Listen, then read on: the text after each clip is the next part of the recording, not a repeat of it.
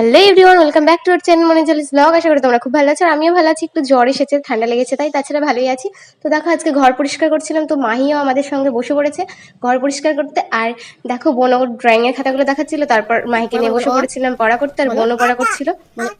বলো এ, বলো ও, বলো চকলেট দেবো, বলো আ মাস্টার দেখো পড়া করছিলাম, বলো চকলেট দিতে হচ্ছে না, ধরো বলো অ আ, বলো কুই দেবো আ, বল আ।